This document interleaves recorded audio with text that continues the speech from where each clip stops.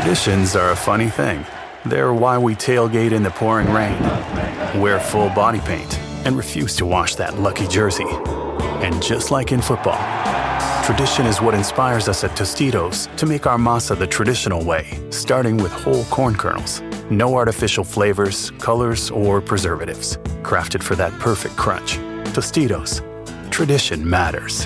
Official chip and dip sponsor of the NFL. You make decisions every day, but on PrizePicks, being right can get you paid. We're a month into the football season, and guys like rookie tight end Tyler Warren are taking the league by storm. Every week, I hop into my PrizePicks app to check his projections to see his upcoming matchup. It's incredibly easy and fun. Download the PrizePicks app today and use code DFS to get $50 in lineups after you play your first $5 lineup. That's code DFS to get $50 in lineups after you play your first $5 lineup. PrizePicks. It's good to be right.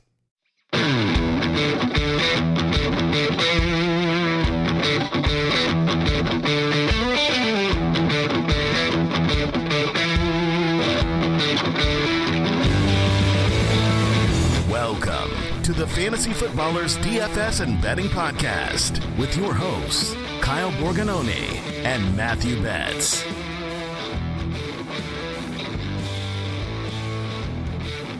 Welcome in. The vibes are high here on the Fantasy Footballers DFS and Betting Podcast.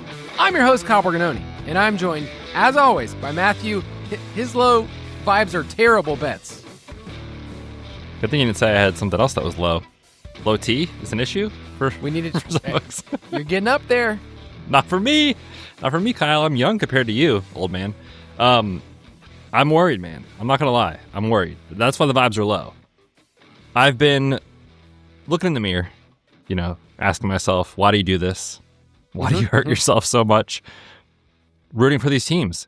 And I'm just going to say, if Carson Wentz and the Vikings, which I'm putting this out there, we don't know who's starting for Minnesota. We think it's going to be Carson Wentz. If he beats the Eagles, I may not show up on Tuesday. Just letting everybody know up front, I will be in a very dark place Sunday afternoon and Monday. Please do a wellness check on me if the Eagles lose to Carson freaking Wentz this week for the third straight loss. The Philly fan base is interesting to dissect. If we're just talking about this as like a cultural, psychological level, you guys are coming off of a Super Bowl win. Okay. So that's Sure feels like it. Yeah. And you guys are 4-2. So, that's a pretty good record, they would say. And it's like, it's over. It is so over. And it's just funny because other fan bases can't relate to that. I do enjoy the passion. I also don't like Philly in most sports. I love a lot of players in the Eagles, but Philly is like, a rival for a lot of teams. Like your Phillies, I like it. I was so happy when they were out of the playoffs. So happy. I have nothing to say. But what's funny is that you come on this podcast, vibes are low. I'm the opposite, man. I am riding high, still living off that, Dirty Birds win. So that's one. I'm in the middle of baseball playoffs with my boys, and they are just raking. I'm talking like putting up so many runs. Truman has had 3 games in a row, and they put up 18 runs in each game. Just raking, dude.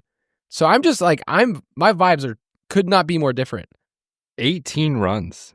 Dude, they are Does nobody play defense? Dude, we hit it to the fence and just run around the bases. I love it. Run up the score, make those kids cry. I mean, hey, if the other team isn't walking off the field in tears, are you even doing your job as a coach in T-ball? Yeah. Come on. We're here to win. We're not here to have fun. Dude, the first 2 innings, I know I'm giving a little side business here, but the first 2 innings, they didn't have a runner reach base. That's really hard to do in T-ball. I know. It's just chaos out there, and I feel like everybody gets on base, don't they? Pretty much. But we're just, dominant force. So, if you hear about, the Brookwood Cardinals as, let them know. Let them know. Yeah. Local paper, whatever you subscribe to, whatever else it is. Are you coaching? I'm kind of like a hitting instructor / like when they need me on site. In football season, I try not to commit to anything. Okay. That makes sense. They're like, oh, are you a football coach? No, I am not a football coach. But no, but I know how to conditionally format a spreadsheet that tells you which players might be good this week. Yeah, I know how to talk. I know how to sound like I know what I'm talking about. Basically the same thing. Yeah. On this episode, we're going to break down the Week 7 main slate. A couple of really juicy games that I'm excited to talk about. I go back and forth. We play a game, DFS. We have players in fantasy that are, redraft. Best ball might have been peaking at one of my teams. I did very few entries this year. I had a much lower volume. And I kind of last year said I'm not playing the Best Ball Mania very much. I realized I only entered that one time because I just don't like the format. But right now I'm advancing. I'm first for some reason because I picked huge. 100% advance rate. In the BBM, that's what they'll write home about. Exactly. So, we have all those things, and then I look at these games that we have on our slate. I'm like, this is fun football to actually look at, and Colts and Chargers, teams that we've talked about almost every single week on this podcast, and the Chargers is a given we're going to talk about. I'm so excited to see the Colts, who are the number one seed in the AFC, can they go on the road and get another victory? So anyway, lots of great matchups. We're not just talking DFS on here as well, but if you want all of our picks, DFSpass.com, you can get year-round. So this is something that we don't really talk about very much, but if you're an Ultimate Foot Clan member, you basically get access to the DFS Pass and everything else we do, the Dynasty Pass, UDK, year-round. So it's instead of buying the DFS Pass only for the last, whatever weeks of the season, you can actually get it year-round. So our props that we give in March, April, you get access to that, all of our best ball stuff. You can actually be a part of that if you want to. So DFSpass.com or FootClan.com if you want the full access to everything we do. How do you feel, Eagles stuff aside, how do you feel about this slate this week from just the top level? There's some really, really exciting games, not even just on the main slate, but thinking about Monday night, we get Lions and Bucks. That should be incredible. The Sunday night game, I think will be fun too. Falcons and Niners. So some fun island games, but yeah, I do think it is a really good slate. A lot of injuries that are going to kind of move things around. So I don't want to tell you not to listen to the show because it's clearly going to be incredible. But there will be a lot of information that comes out on Friday as you're listening to this that we need to adjust to after the fact. So hopefully we do a good job today kind of giving the lay of the land on what to look for. And then obviously our final thoughts and everything will be in the articles and in Discord and in best plays. But yeah, I think it's a really good slate. Really good environments too, just overall. Thinking about Washington and Dallas, you mentioned Chargers and the Colts. I think that one has some sneaky shootout appeal to it too. I really like Chicago and New Orleans if the weather cooperates there. So there's a lot of good spots to attack on this slate, and I'm really interested to see just how heavily does the field play Washington Dallas, because it feels so incredibly obvious. The total in some books, I've seen it bet up all the way to 55, which opened up lower throughout the week, so it's been bet up. We'd love to see that. So yeah, really fun slate and a lot of injuries, like I said, that will affect how things look come Saturday and Sunday. So make sure you're plugged in throughout the weekend. And just a little weather caveat, because we're going to have a couple of games that are affected this week. Miami and Cleveland is the one right now that seems to be the most affected from the projection by weather people. The point I want to make is that realize that weather stuff is factored into projections, because what's factored into projections is the over-under, the implied team totals, all of those things. So you do not want to double or triple count that this week. So we'll talk about Quinshon Judkins, who I think is a really, really good play. And they're going to be in a weather game, but it's we already know he's a good play at 6K. Okay. The weather should not move you on or off. Before this week, we weren't really talking about he's a good play because they're going to run the ball more. He was already a good play at 6K. Right. So we don't have to double count that. We do have some information on the website if you're interested in more weather stuff. We have an article called Weather Really Matters that I've referred to so many years. Really, the biggest thing is if the wind gusts pick up to 30 plus miles an hour, it does affect the passing game, but rain doesn't really matter to me. Even snow for some of the stuff, it's still, you can still cut through that stuff. So any quick thoughts about that kind of stuff? Yeah, and I will say too, once we get to Saturday night and Sunday morning, we do have an article that comes out on the site. Usually it is Sunday morning first thing that gives analysis on each game and kind of what to look for. So if you're enjoying your weekend, not plugged into the weather all weekend, which I do recommend you do, and you want to just kind of pop in before you set your lineups on Sunday morning, look for that article as well. But yeah, I agree. I think a lot of the things that people focus on are the noisy things in DFS and fantasy, right? Like, I remember this was probably like 3 years ago. Do you remember that one rain game in New York with the Jets? And everybody was like so excited about Garrett Wilson. Then all of a sudden this rain moved in and we were like, should we play Garrett Wilson or not? It was kind of a uneasy situation. And of course, Garrett Wilson goes out and smashes in the rain, right? So like Kyle said, it is all factored into projections. Don't double and triple count. Otherwise you could be, putting yourself off of really good plays. So make sure you're thinking about that before you, click in your lineups here on the weekend. Moving on. Straight cash, homie. Here are the cash players, the pool of players that we're looking at right now as of this recording. As Betz mentioned, on Saturday, we will have kind of a condensed version of our best plays. But let's start at quarterback, because spinning up this week is something I think the field's going to do. Like, normally we've had slates where it's like playing Drake May or Daniel Jones or any of these guys at 5K, like Justin Fields weeks.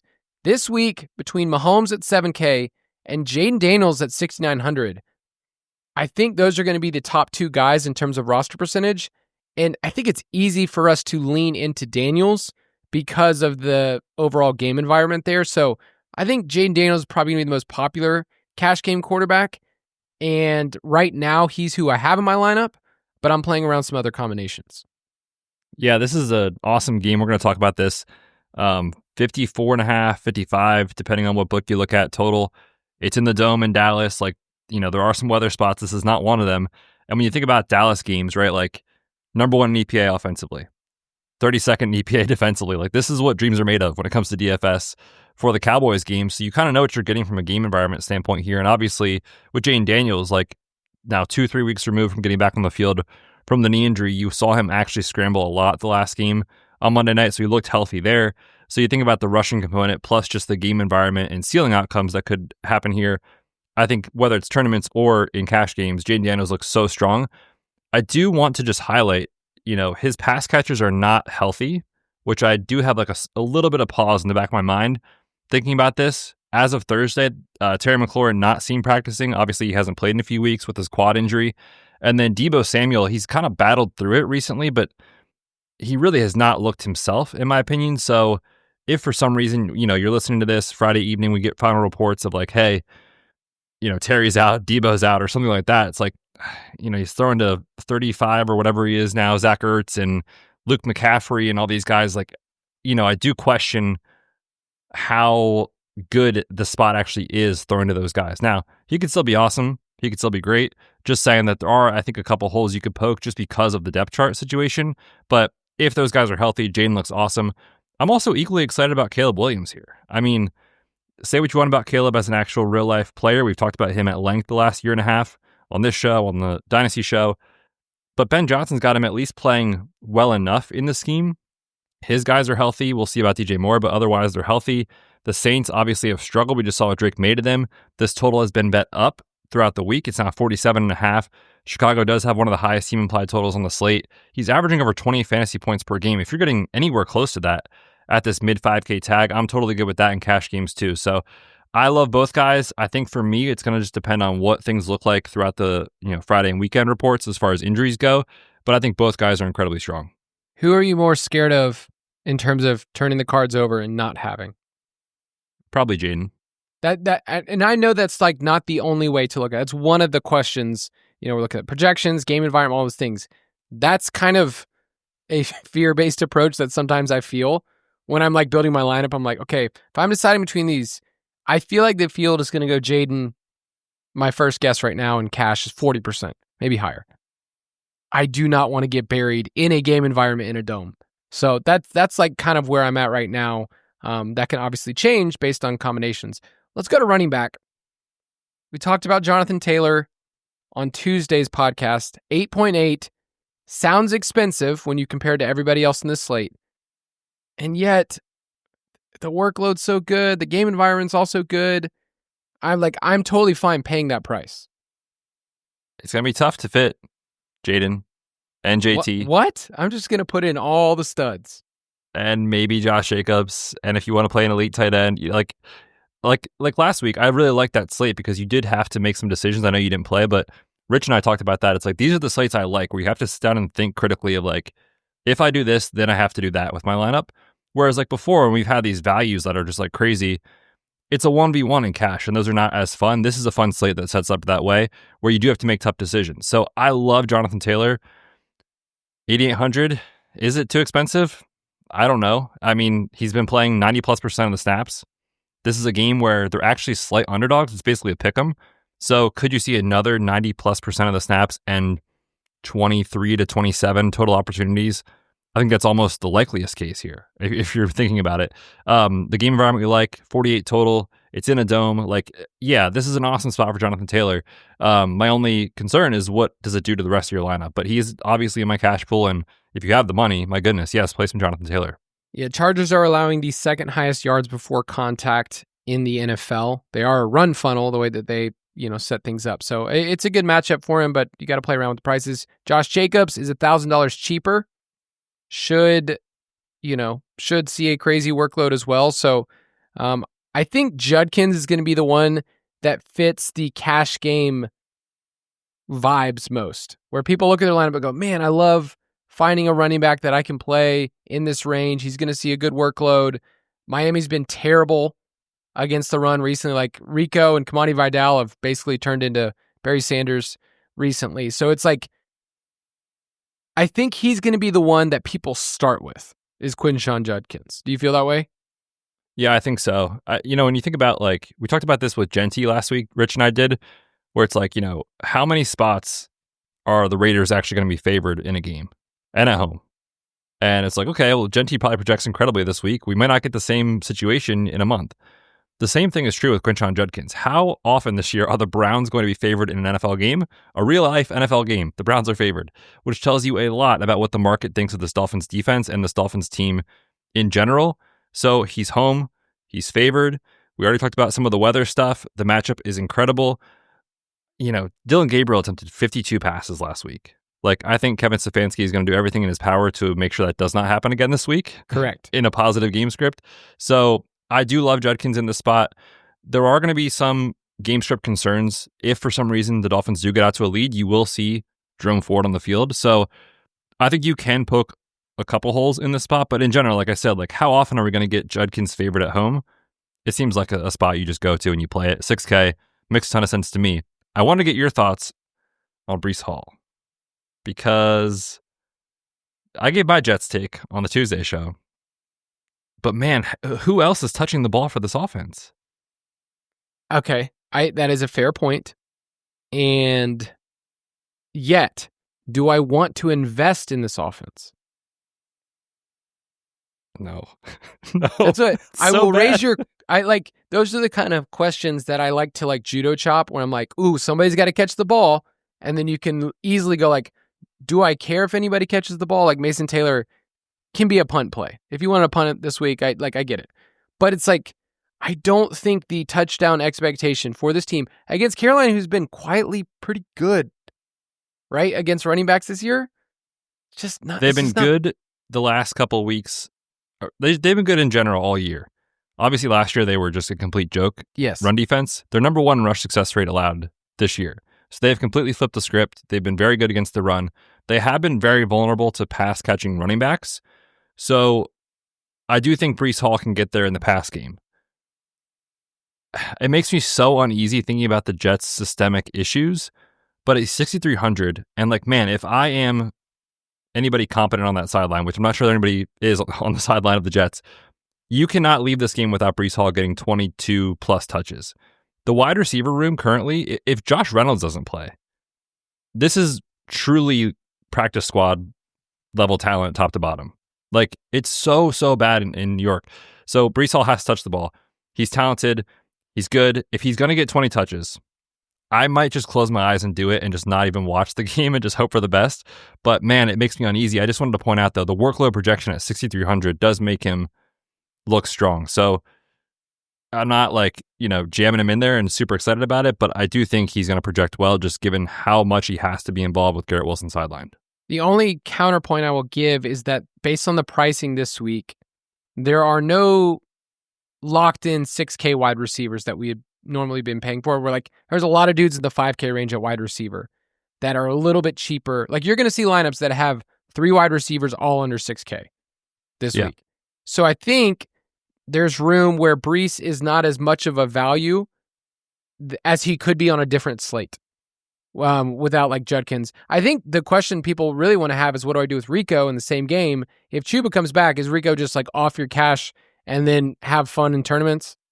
Yeah, I think so. It's hard to go there in cash just with how uncertain we'd be with the workload. Now, if Chuba happens to miss, then yeah, play Rico. But I think as of our recording, that's how I'm approaching it, where it's like, you don't have to have that risk in cash, but in tournaments, there is a world that exists where it's like, hey, this is Chuba's first game in a couple of weeks.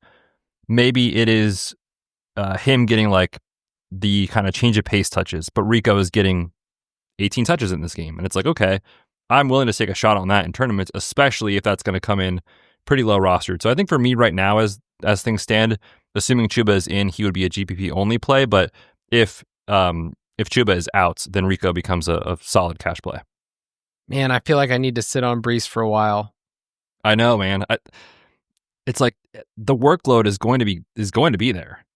But also the other thing that I have in the back of my mind, and this is good that we're talking through this, like we saw the free 20, post that he had on Instagram. It's like, how much does he even like want to be there? And how motivated is he in this game? Like I think there's a lot of systemic risk with the Jets, but the numbers are the numbers, man, and he's going to project well. So we'll see. How would that look if you just put out, free bets out there on social media and everyone's like, yep, they're definitely, I know that the ballers are paying him millions of dollars, but man, he is in a tough situation. I'm removing all fantasy footballers from my social media. Yeah. You got to do it, man. With my agent. You got to have some leverage, and that is the way to do it in our field. That's the only way. Yeah, they'll find somebody else real quickly. All right, a couple more. There's really a lot of running backs on the slate that I think you can play. Javonte at 6.7 and Bill, who's going to project pretty well at 6.1. I think Bill in cash is probably a little too crazy. He projects really well, and I can't wait to talk about those running backs in that game when we preview it. And then the other name I got to bring up is DeAndre Swift. All of those guys make me feel uncomfortable in cash, but they all project really well. So any interest there? It's a tough running back slate because there are so many good ones, which has kind of been the case all year, right? It's like there's 5 or 6 that you could really talk yourself into. I think as things stand right now, I'm not looking at Bill in cash games, not because I don't want to play him. You don't like Bill? I love Bill. But he hasn't really had a pass catching role much at all. So those guys, I mean, it's not like he's free. 6,100 is, he's kind of priced up a little bit. I think he'll do great in this matchup. The Cowboys can't stop anybody. But in cash, like I'm looking for somebody that was going to give me PPR points and or just I know for sure that they're getting everything. And with Bill, he's getting almost everything. But you are still going to see some other running backs touch the ball too. So yeah, I think he's a really fun tournament play. Not in cash for me, but like I said, there's a lot of other ones. Swift, this is a week, I'll be totally honest with people, I might be a complete coward and play like a couple guys on one site and then on FanDuel play a couple different guys just to like mix up exposure because Brees on FanDuel is 7K. He is a really, really good value over there compared to DraftKings where he's 6,300. The same is true for DeAndre Swift, who's only 6,300 over on FanDuel. So if you're playing both sites, don't be afraid to do that. Sometimes I do that when I don't feel insane conviction about certain plays, and that's honestly how I feel this week. So I did want to point that out as well. That is also an option. But yes, Javonte, if you play around with your roster and you like the way he fits in there, I'm totally cool with that as well. I know it was a down performance last week, but bet on the game environment, bet on the total here, and trust the volume. At wide receiver, Rashee Rice is going to be the lock of the week. He's in every cash lineup, and if you don't have him in there, I don't understand. I mean, it's going to take some convincing for me. I've never really been a huge Rashee Rice guy. I need to go back and watch some of his highlights from last year. You should rewatch his little return hype video. Oh, I was hyped. I'm playing him. On FanDuel, we talked Tuesday. He wasn't in the pricing yet. He's 7,500 over there. Okay. So they're not messing around. For context, he is, let me pull it. He is the wide receiver 15 on DraftKings in pricing if you exclude Garrett Wilson. He's the wide receiver 7 on FanDuel. So I do not think he is a must-have on FanDuel. I think he is borderline, in my opinion, a must-have on DraftKings. everybody's going to have him. I think it's just one of the spots you put in. Everybody's doing it. Everybody's doing it, so it's going to work. You know, you just move on, I think. But yes, he's in there for me. Yeah, we're like, our job here is to bully you, peer pressure you into putting him in your lineup. What could go wrong?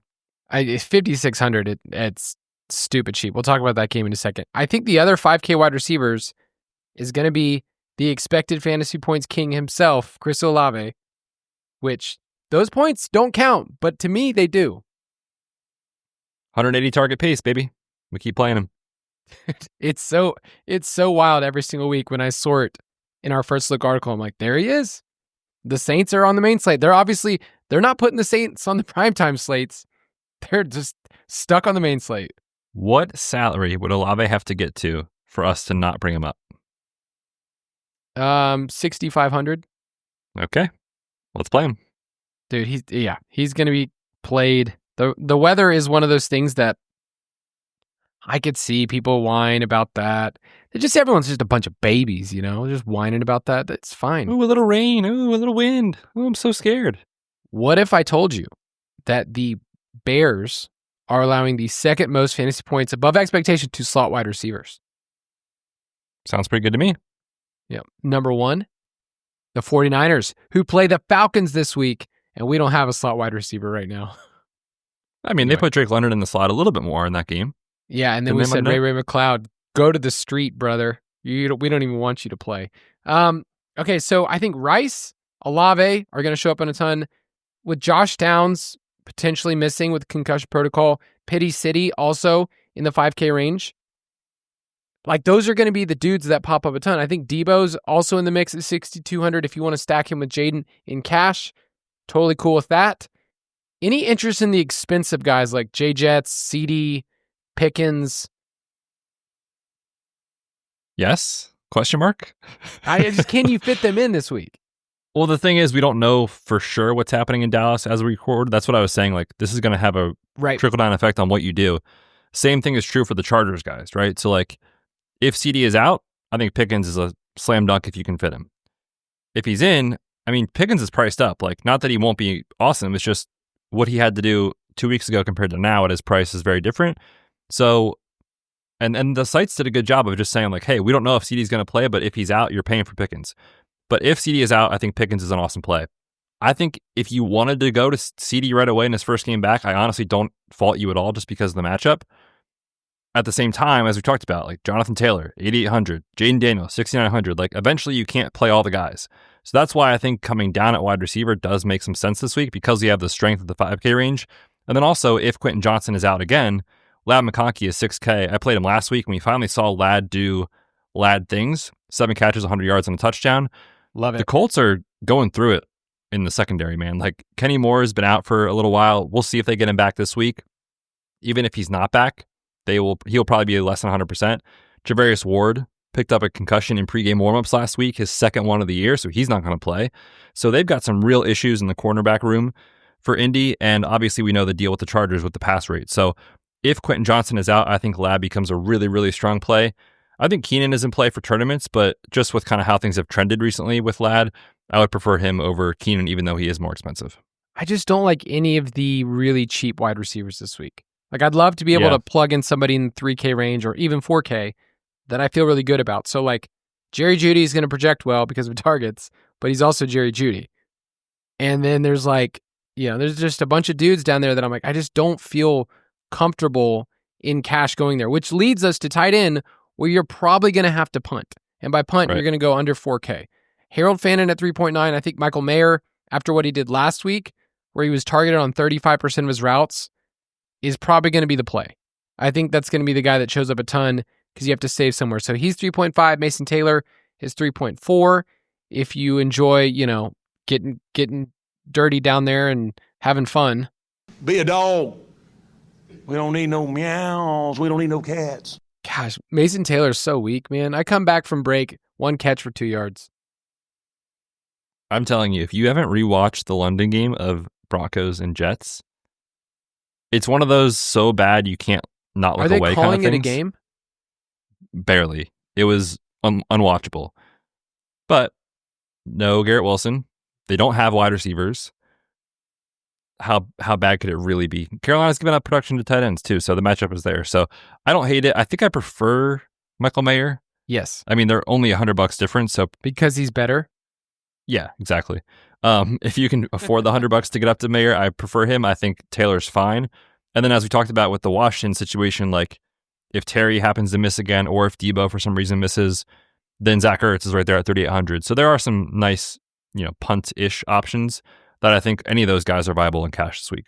Yeah, this week I will probably punt in cash and pay up in tournaments because I think there's some really fun ways that you can stack up players. And I like the expensive tight end. At defense this week, there's a wide menu. If you want to pay up for the Broncos, go for it. I think Miami is interesting. I don't like it. It feels weird to play them against Cleveland if you're playing Judkins. So if you wanted to pay up a little bit more and get the Browns, I'm fine with that. But I think the Panthers at 2.5 are going to be probably one of my preferences. Yeah, I think so. That makes a lot of sense. Either the Dolphins or the Panthers in the punt range. I agree with you. If I'm playing Judkins, I don't love playing the Dolphins. I also think we didn't even mention Harold Fannin. If Njoku's out, he's totally viable too. He's 3,900. Harry Fanny? Harry Fanny. If you're not playing those guys, then sure, Dolphins are fine. Panthers against Justin Fields, who takes sacks like it's his job, without wide receivers makes a lot of sense. Again, I would try not to play the Panthers defense with Brees if you're going to play Brees. And then in the top range, Patriots against Cam Ward. I mean, the dude is taking sacks left and right. They don't have a head coach. Mike McCoy is going to be back there. We'll see what happens there. No Calvin Ridley this week. And then, Jackson Dart on the road in Denver. You could play those guys too. So it's tough because I want to play those defenses. They're in such good spots. But I think this is a week where you kind of have to save money, and Carolina or Miami make a lot of sense. I even see people want to play the Raiders at 2K and just say, screw it. I'm not spending up for that kind of stuff. I'm just punting it off a bridge. Are they 2K? Yeah. Wow. It's kind of fun to play a 2K defense. You're like, you give me 3 points. I'm not mad about it. That's true. All right. Let's take a quick break and we'll be right back.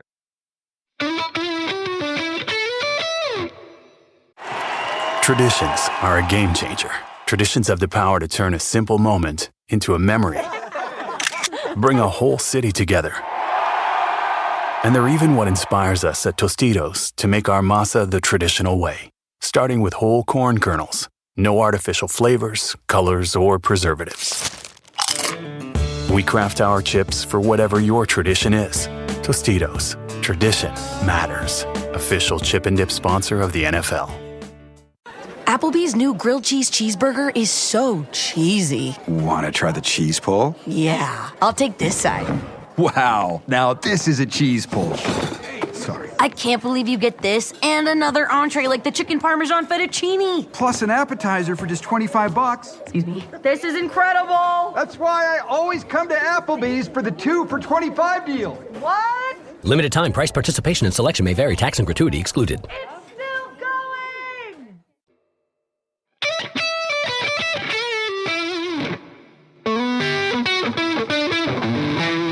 Stack Attack. We're going to preview 3 games for you that we think are head and shoulders above the rest. We will mention a few, but the first game we got to talk about is Washington at Dallas.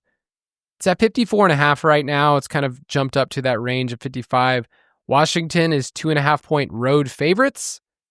And I mentioned that I was a little bit surprised because I think that line is just totally sitting on the fact that Dallas's defense is trash. But it's not dealing with the fact that Washington is still dealing with injuries and we don't fully know about Terry McLaurin. So just throwing that out there. The line's crazy to me. Like I would be interested in taking that with Dallas, but a big totals guys. Spreads McGee is what they call me. So you would be thinking about taking the Cowboys in this game? Yes. If they get CeeDee Lamb back, I would be very happy to take the Cowboys. Interesting. Kyle, I didn't know you were such a sides and totals guy. I come back from the beach and I did a lot of thinking. And by a lot of thinking, not a lot about football. But it is a perfect environment for DFS because we know what Dallas games have been all year.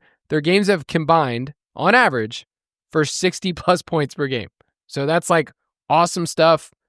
We love that. Both teams are pace up, so they're top 7 in seconds per play, and both top 10 in pass rate over expectation. And the defenses have holes in them, especially against the pass. Dallas is 32nd in EPA per pass attempt. Washington's 27th. So, in terms of the environment, I don't think I have to convince anybody anymore to play these players, but do you have any initial takes of how you'd like to stack this up? Well, I think a lot of it depends on the injury situations here, right? Like if McLaurin is out, Debo becomes an awesome play and Ertz gets elevated in projection.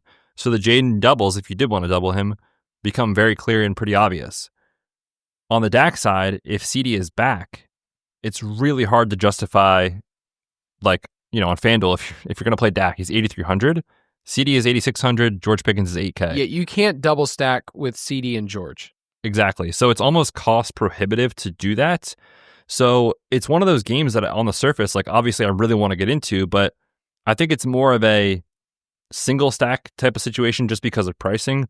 Or if you even wanted to just say, hey, I'm going to correlate this, I'll play CD and Bill or, Javonte and Debo or whatever you want to do there. I think it is one that like I want to get deep into the game, but because the pricing is the way it is, it's very hard to do that. So you need guys to be out for this to become a situation where you can really get deep into the game from a pricing standpoint. But I honestly have nothing negative to say about the game. I think it is going to shoot out, and I think we should see plenty of points here, just given the situation on, both offenses playing well and Dallas's defense being a kind of a complete joke. So I really wish I could recommend like full stacks here. It's just with how pricing is, it's very tough to do that. I think when I profiled the game, which is, I think that the way that I'm looking at this game is that the running backs are the most interesting part of this game. I'm not saying they're the best plays, but the running backs on both sides, I think, are the plays that will get squeezed when people think about this because they're thinking about the passing attacks, they're thinking about Jaden Skinnies, or they're thinking of Dak with CD and Turd Ferguson. Like, that's the way they're thinking about it. But I think Javonte is in play. He's been seeing, like, he saw a 24% target share last week. And I know with CD back, that could change things, but I'm more interested in him as a piece in this game than Turd Ferguson. And I also think Bill on the other side. I'm not playing Bill and Javonte in the same game, but I think that those running backs are what I want to play around with. For sure. And I think on FanDuel, they both stick out as just like obvious, incredible plays. On DraftKings, Bill is 6,100. He doesn't really catch the football that much. In a half PPR format, he's 6,600. So he's such a good value on FanDuel. The same thing is true for Javonte. He's 6,700 on DraftKings. He's 7,500 on FanDuel. I do think you see elevated roster percentage on those guys on FanDuel because of that, but I think it's for good reason, man. The matchup is there. The game environments are there. The workloads are there. So to me, I will be playing a lot of those guys over on FanDuel. I will say one thing that I thought was interesting in that Bears game. I don't know if you got to go back, Kyle, and watch things, but they had so much success, Chicago did, getting to the perimeter with DeAndre Swift. I wonder if they do the same thing here. The linebackers for Washington are kind of a liability in that game, going east-west, sideline to sideline. If they can do that in this game, I think Javonte can go absolutely nuts. So I do want to have exposure, even if I don't play him in cash. Certainly he will be in my tournament pool for sure. Yeah, I think a Jaden Skinny with either Debo or Ertz. And then if you want to add Javonte and pick a wide receiver, I'm fine with that. If you think this game goes off, you're saying picking 2 Dallas players, 2 Washington players. What about roster percentages wise? Like, Jade's going to be popular. I think Debo, if Terry's out, will definitely be popular. And then if CD's active, I think he'll be played and George will definitely go down. So I think you just kind of have to play around with those roster percentages. Yeah, it's almost like for the projection standpoint, if CD is out, obviously I love that for Pickens. From the roster percentage standpoint, if CD is in, I love that for Pickens. So I think with Pickens, he could either be like an awesome cash play with just how so he's things your project. Slate breaker. Maybe. Or if CD is back, I think like you said, everybody's been so excited to play Lamb. Even though Pickens has been unbelievable, because Lamb is back, nobody will play him. So if you're into CD, or if you're into Pickens, this week, I think you kind of want Lamb back in here just from a roster percentage standpoint. Any darts you're looking at in this game? I mean, if CD happens to not play, then you could go back to Flournoy. He's cheap. He's a cheap way to get into this game. You need Devontae Turpin to be out, though, again, and he was practicing. So that's really it for me in terms of dart throws. Otherwise, not really. Okay. And I think one of my stances will be underweight on Turd Ferguson in this game. Yeah, I think that makes sense. Yeah, if I'm playing Dak, then he's going to be a part of the pool, but I'm not using him as a one-off. Sure. Okay. And I'm going to take Dallas moneyline. Man, Kyle. And it's kind of like Andy's almost upsets, right? Whenever you hear something, you're like, that doesn't make any sense. Why then does all it of a not sudden make it makes any then all of a sense? sudden it makes perfect sense. 2.5. That's a good line. You don't want to be looking back next week and you have lost your children's future education because you did not believe in Dallas at home. Jerry's world. I'm going to take the over. I mean, okay. Can we get like a 30-28 game here? I think so. Give me the over. It.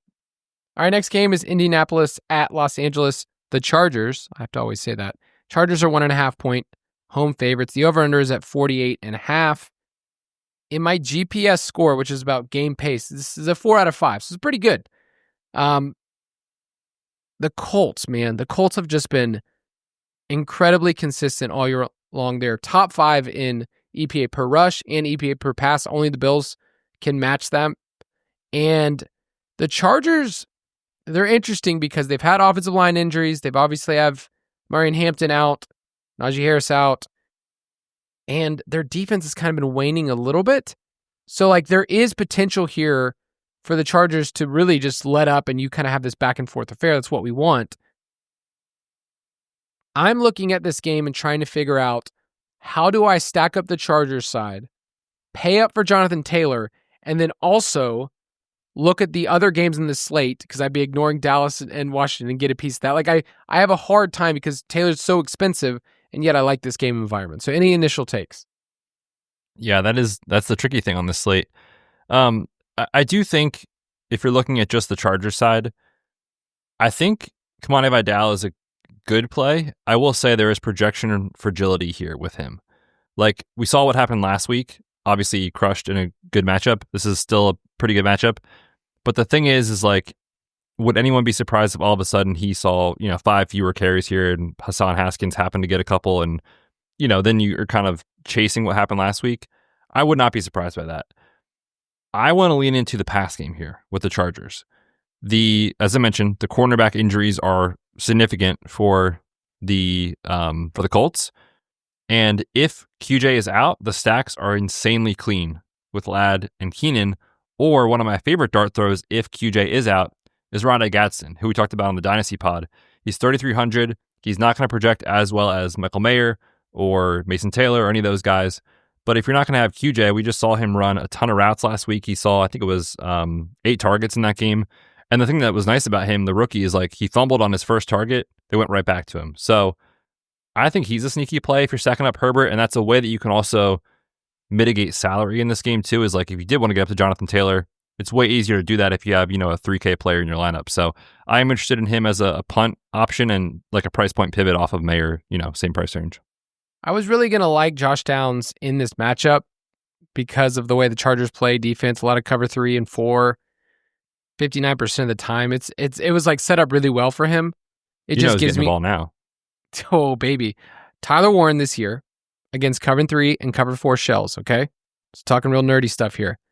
37% targets per out run. So that's already getting my engine revved. But let me press the gas, Betz. You ready? 40% of the team's receiving yards against that look, okay? That's like up there with Jefferson. It's like a top 6 mark in the NFL, and this is a rookie tight end doing that. So you tell me. What school did he go to? Oh, dude, he went to a school that is paying a lot of money for somebody to not work for them. What did you say? It's getting my engine revving, so now here's how I put my foot on the gas. Yeah.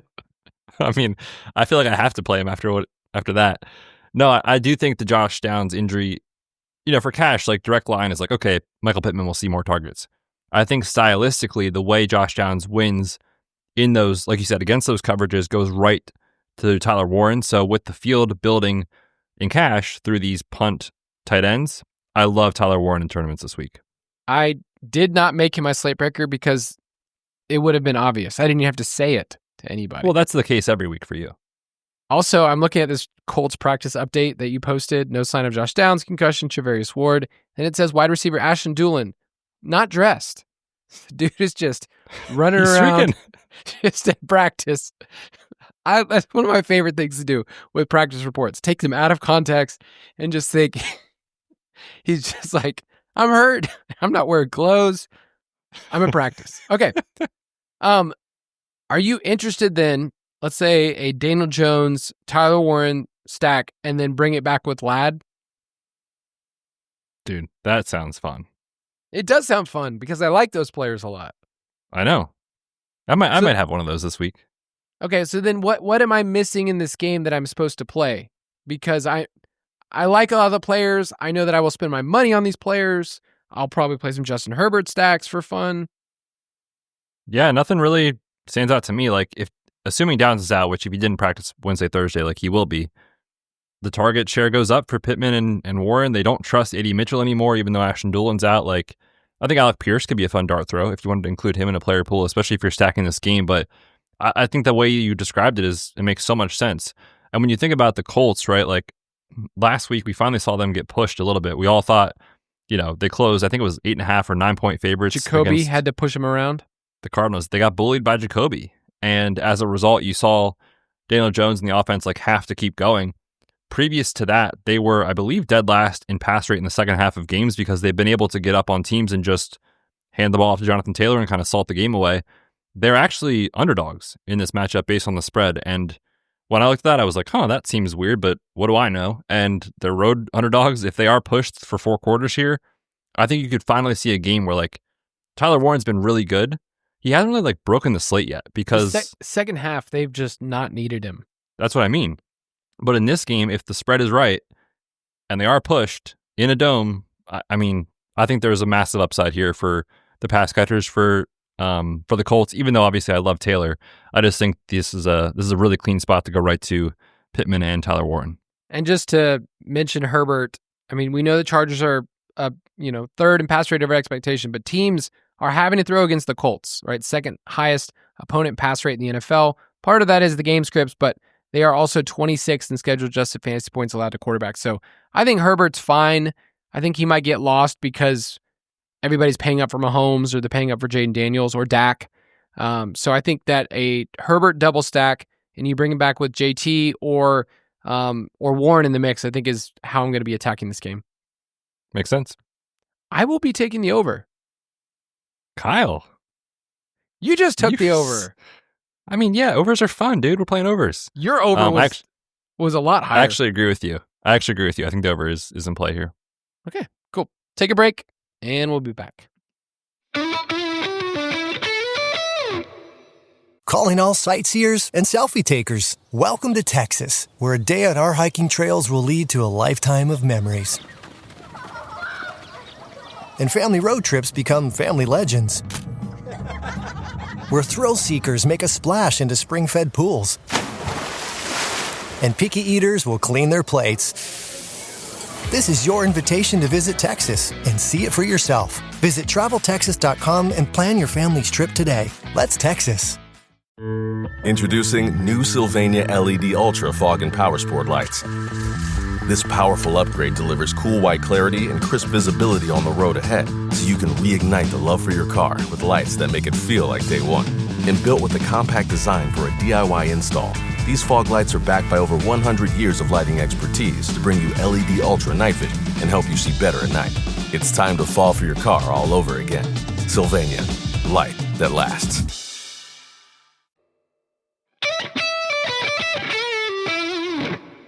We are talking about the Las Vegas Raiders visiting the Kansas City Chiefs. Kansas City is an 11.5-point home favorite. The over-under is 45.5. The Chiefs have been double-digit favorites 29 times in the Mahomes era bets. They're 26-3, but 2 of those losses come against the Raiders. So we're still taking the Chiefs, though, for our pick, right?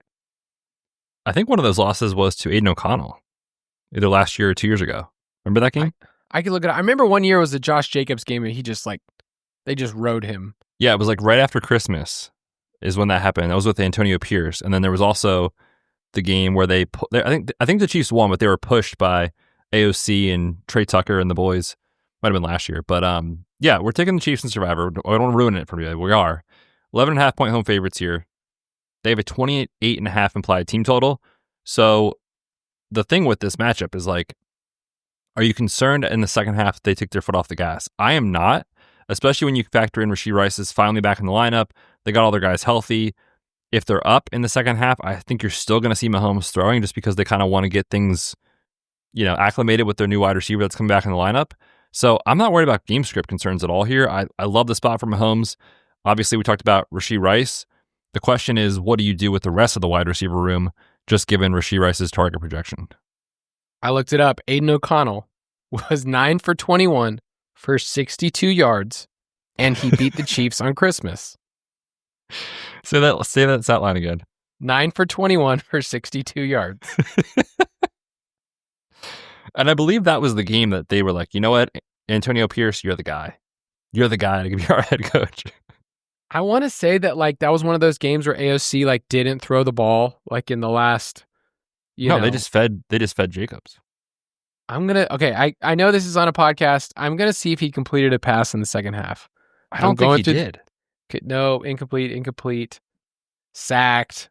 Going through the game log. These are all incomplete. So yes, he did not complete a pass in the second half. That is wild. Okay, so the Chiefs side, we're obviously stacking up that. We're not stacking up Geno. Mahomes is expensive. Rice is popular. So how are you looking at this game from stackability standpoint? Because it's you're running into something that the field already knows if they're using this game.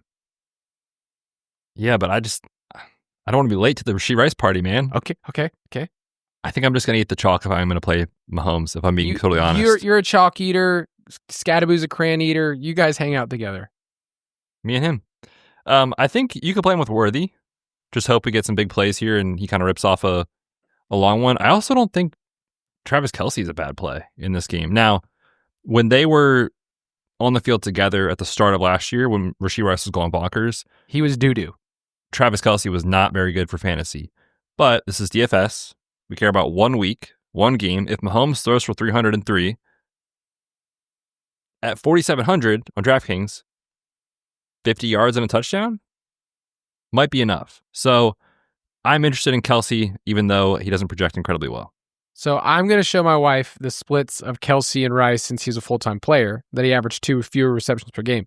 You are going to go to your wife and say, it's DFS. It's just we need 1 week. It's 1 week. We don't care about the whole sample. It's one game, 1 week. Come on, babe. This is the play. Hey, you zoom out on Jacoby Brissett. He's been not very good in the NFL. Last week, 300 yards, baby. It only takes 1 week. You should play Jacoby Brissett this week. You know who I will play if Jacoby Brissett is in there? Trey McBride. Yes, he loves that man. We might be talking about him a little bit later. Oh, okay. All right, so I think the way that you attack this is Mahomes, Rice, figure out the third piece. I think a lot of people won't play Worthy and Rice together, but you can. You certainly could. I just feel like there's going to be the Hollywood or Tyquan Thornton or Juju touchdown that that's the hardest part always about Chiefs stacks, is that you're always searching for that touchdown, and I have no clue who it could be. It's I don't know. So the running games here are interesting because the Chiefs have actually been good on a per rush basis, but a lot of that's Mahomes scrambling. Pacheco's really cheap. Nobody's going to play him. Genty on the other side is interesting on FanDuel, where he's 7,300. We didn't mention him all in the cash conversation. He's seen a 19% target share the last 2 weeks, and Pete Carroll basically came out and say, this dude needs 20 carries a game. So if there is a route for the Chiefs either covering or making this close, it's Genty and him getting a crazy workload. The Chiefs have been okay against the run, but it's not unstoppable at all. They're 26 in yards per carry allowed, 24th in zone rush success rate, and the Raiders are a zone-based team. So I think he's an interesting play here because Mayer is going to be the play on the Raiders side. And I think Genty is a fine bring back on FanDuel. I think that's a fair take. And I agree with you. He will not get played very much at all. Okay. Any other players in this game. I did want to mention that Jack Besh up to 75% of the snaps last week. That's our boy. I will say we're waiting on Jacoby news. Who knows if this is a real injury or he's your boy, not mine. Trade rumors or what? You know what ruined Jacoby? You became into it. I know. You wanted to be part of the crew, and as soon as you were like, "Oh, Jacoby's cool now, I'm in," because you just follow the crowd, Kyle. All of a sudden, he stopped producing. So thanks a lot. But he didn't practice Wednesday, and so we're still waiting on that for Thursday, Friday. He's also been in the rumors for potential trade piece.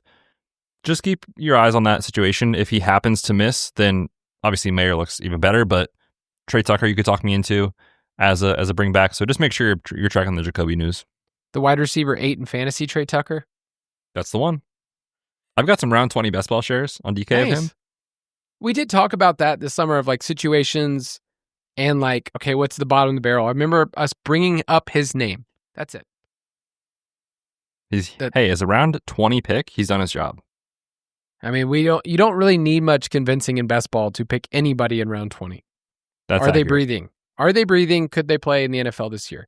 So what do you think about the line? I'm obviously taking Chiefs money line. For Survivor, Chiefs money line. I like the Raiders to cover. Just divisional game, double-digit spread. I mean, yeah. I could see it. I could see it. I think I did take the Raiders in our pick'em stuff with our office, but yeah, I mean, I'm giving the Chiefs, I think their money line implied total is like 88%. I'm going to give them 85% in my head. They better win. We're killing it on Survivor Pool. If they lose this game with Rashee Rice. Oh my goodness. I didn't even have that possibility in my mind, Kyle, entering the weekend. Now I do, so thank you. All right, you wanted to mention the Bears and Saints. We're still waiting on some weather stuff, but the total's at 47.5. It's been bet up by 2 points this week. So anything you want to mention about that game? Yeah, I just think it's a good game environment because we know with the Saints, the volume will be there as far as play volume. And the Bears have one of the highest team totals on the slate. And then you think about like how you're stacking this team. Like we talked about DeAndre Swift. I think he'll get played. Caleb Williams is in the cash conversation. But because of the strength of wide receiver kind of like at the top and at the bottom, like I think Rome Odunze could kind of fall through the cracks a little bit this week. So I'm very interested in him. And then I'm always interested in Rashid Shaheed, just as a big play, speed the game up type of guy in tournaments. I know you were on him a couple weeks ago. And he's always good leverage from a roster percentage standpoint off of Chris Olave. So I did want to mention that, but yeah, just keep an eye on the weather. But the fact that the game total got bet up 2 points, I feel like makes it very, very interesting, especially with everybody, flocking to Washington, Dallas, and then Indy and the Chargers.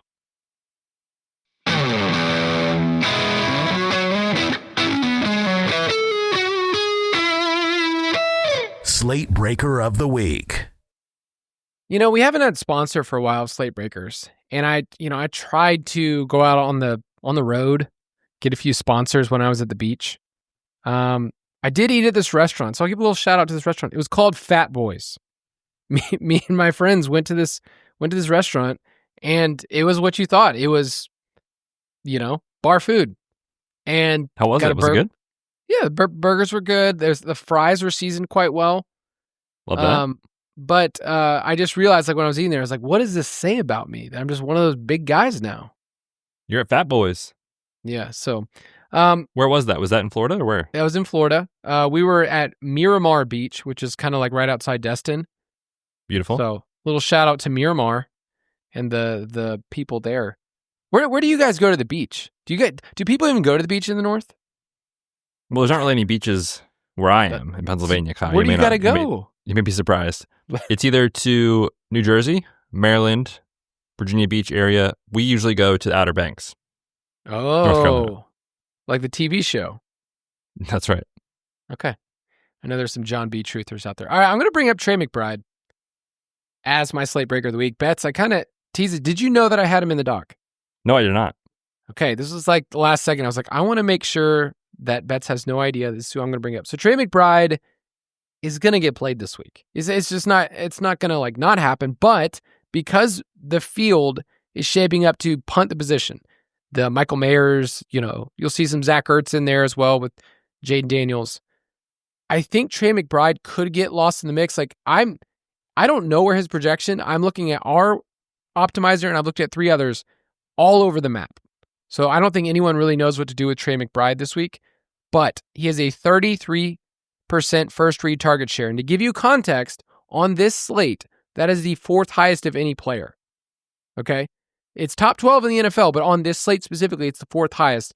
And he's just not expensive enough. Like that's part of the issue that I think people don't realize is that with tight ends, if you think of them as a wide receiver, and based on their practice reports, he is their best wide receiver. Like if like he's going to get played like that, and 5,700 I think is way too cheap. Green Bay plays a lot of cover 2 and cover 3, 56% of the time, and he's averaging the same targets per game versus those looks as JSN. So I think Trey McBride is one of those guys that I'd love to mix in. I'm probably not going to be stacking up Jacoby unless I get last week's points for it. Yeah, I agree with you on Jacoby, but the thing about him is, like, with Kyler and Petzing, like, it just doesn't seem to work. Jacoby will hang in the pocket. He's fine with pressure. He'll throw when he's pressured. He won't bail out and kind of, like, get things off structure. So I think Jacoby's, like, stylistically maybe a better fit for what's going on with the scheme, and you saw that last week where he would just hang in there and deliver the ball to McBride. Obviously, Marv leaving early definitely helped the target share. We'll see on Marv. He's in concussion protocol, yellow non-contact jersey on Thursday, so we'll see on him. But if no Marv, my goodness, like I mean, he might even become cash play. Would McBride? I still think either way, like he would project so well. And the other thing about the wide receiver room, it shouldn't matter, but it kind of might. Like Zay Jones might not play as well, and he was in there a ton last week. So they're dropping left and right in Arizona. Trey McBride should get a healthy target share here, so I do like that call quite a bit. All right, Betz, you have a player that Mike and I just traded for in the Main Ballers League of Record. I mean, I'm riding on a high right now about this player. I'm going to be fully honest with everybody. This is a happiness hedge. Okay? Okay. I'm playing this player a lot this week. If he goes off, hopefully that means I win, a lot of money. If he doesn't do well, then presumably the Eagles will have won the game. I'm going with Justin Jefferson. He is 7,600 on DK, and because of that pricing dynamic, kind of like what you said with McBride, it's hard to justify paying up for a wide receiver like that when we have all the 5K guys and you want to play Jonathan Taylor and all those stud running backs.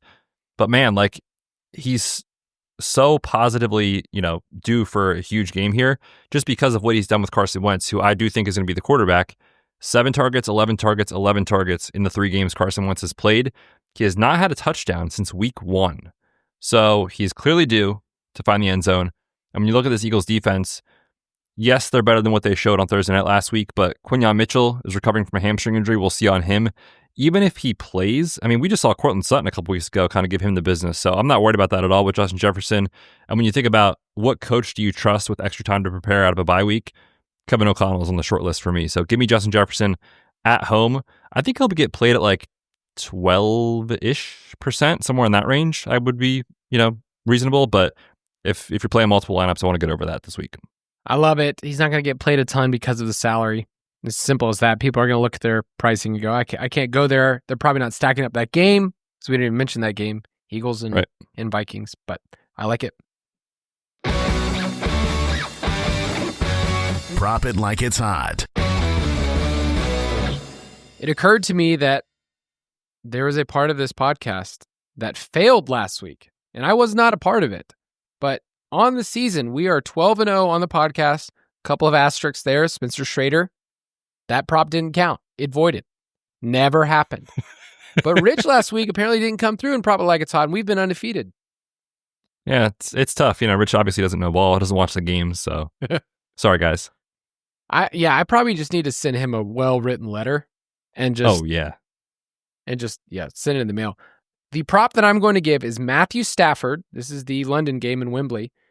Under 251.5 passing yards. So he's had 5 games without Puka in the last couple of years since Puka got in the league in 2023. 2-3 record. He has only 2 total passing touchdowns in those 5 games, and he's averaged 215 passing yards per game. The attempts come down, the completions come down, everything comes down when Puka's not in the game, and I think this is a spot where they just ride Kyron across the seas and then back over on the flight home. Makes a lot of sense to me. I think I like this play a lot. Ooh, what are you saying? I mean, we should make it a 3-unit official, Kyle. Borg banger. Got it. That's right. I didn't realize the splits for that drastic. So you're saying Stafford is a product of Puka? You're just dragging him along for the ride? Puka's a product of Stafford. Either way, I do like that play. I'm going to take Dylan Gabriel under 32.5 pass attempts. I was absolutely shocked to see this at plus money on FanDuel. I do think by the time you're listening to this, there's a chance it moves. I'm good at 32.5 with a little bit of juice, or 31.5, whatever it is. I do think there's a couple angles here. One is we talked about the game script. With the Dolphins, you can certainly run on them, You can throw it too, but they're going to prefer to run. There's some weather issues here at play. And when you look at what other quarterbacks have done against the Dolphins, the only one to go over this line was Justin Herbert last week, and we know the Chargers and their pass rate. So give me the under 32.5 pass attempts on Dylan Gabriel. And I love that you got to give this out to everybody in our channel. So there's a prop alert that you put out almost 4 hours ago about this. I mean, if this line's still there, people in Discord aren't doing their job. Yeah, and it's just a reminder for people that every single one that Betz and I give is an official. So we give ones on the podcast, and you might be late because of the lines. We give them out immediately as we take them. So if you want to get all of those, dfspass.com, you can get alerted. All the discussions we have on our props channel. I love going in there and people say, hey, what do you think about this line? And Betz and I will go back and forth like, hey, we haven't even looked at that game or looked at that matchup yet. So last little thing. Well, if you take a look at this, I tinted my pants. Betz, we have tinted our pants for 6 straight weeks. Taking the Cardinals in week 1, the Lions, the 49ers, Patriots, the Colts, the Packers last week, which is a little bit of a scare. But we feel pretty good about taking the Chiefs. I mean, if they lose this game, it wasn't meant to be. If our survivor pool's over, yes, I will be. That's what I said last week about the Packers. It was like, hey, if Flacco beats them twice, it wasn't meant to be. Yeah, I will. Go Chiefs. I just love that we're at the part of the season now, if you've never done survivor pool, that yes, you could get cute, but at what point are you just saving up the really good teams for weeks 14, 15, 16, 17, assuming you're going to be there when you get to use these teams with heavy spreads when, 85 or what was the number I gave with Mahomes? It's they're 26-3 as double-digit favorites. I'm going to take those odds every single time. And we have a couple more that we will be giving out over the next couple weeks too. We've got it all mapped out. All going to go perfectly according to plan. No injuries, nothing crazy like that. That's how the NFL works. Yep. Going to be very, very good. Betz, sign us off right now. Goodbye. Well, see ya. Just kidding. Hope you guys have an awesome weekend. Enjoy all of the football. Let's go Chiefs. Let's go Justin Jefferson, but not too great of a game against my Eagles. Hope you guys enjoy all the primetime games as well. We'll be back on Tuesday to recap it all and preview Week 8. We'll see you then.